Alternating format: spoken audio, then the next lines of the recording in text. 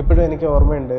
ഞാൻ രാവിലെ എൻ്റെ കൂടെ ക്ലാസ്സിൽ പഠിക്കുന്ന പിള്ളേരൊക്കെ ട്യൂഷന് പോകാൻ വേണ്ടി ബസ് സ്റ്റാൻഡിൽ ഇങ്ങനെ നിൽക്കും. അപ്പോൾ ആ ജംഗ്ഷനിൽ ഇങ്ങനെ നിൽക്കുമ്പോൾ ഞാൻ സൈക്കിളിൽ മറ്റേ പാലിൻ്റെ ക്യാൻ കെട്ടി വെച്ചിട്ട് ഇതും കൊണ്ടിങ്ങനെ രാവിലെ സൊസൈറ്റിയിലേക്ക് പാല് കൊണ്ട് കൊടുക്കാൻ വേണ്ടി പോകും.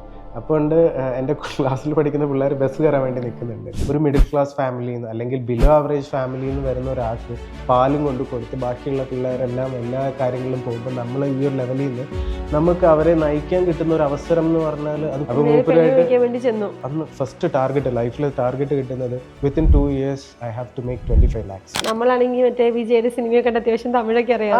തമിഴ് നമുക്ക് നന്നായിട്ട് അറിയാം. ഞാൻ എവിടെ നിന്ന് ഇങ്ങനെ ഒപ്പിട്ടിട്ട് വെളിയിലോട്ട് ഇറങ്ങുമ്പോൾ ടീച്ചേഴ്സ് പറയുന്നത് കുഴപ്പനാ, പക്ഷെ പറയാൻ പറ്റില്ല, നാളെ ഇവൻ്റെയൊക്കെ കമ്പനിയിൽ പോയി ജോലി ചെയ്യേണ്ട അവസ്ഥ വരും. ഇതുവരെ സൂട്ടും ഒക്കെ ഇട്ടുകൊണ്ട് പോയ ആള് പയ്യെ ഇട്ടിരുന്ന ഒരു ടീഷർട്ട് വിട്ട് കുളിച്ചത് പോലും ഇല്ല. ലിറ്ററി പറഞ്ഞാൽ ജസ്റ്റ് പൈപ്പിൽ നിന്ന് വെള്ളം എടുത്തൊന്ന് സെറ്റാക്കി ഞാൻ നേരെ രാവിലെ ഇന്റർവ്യൂവിന് പോയി.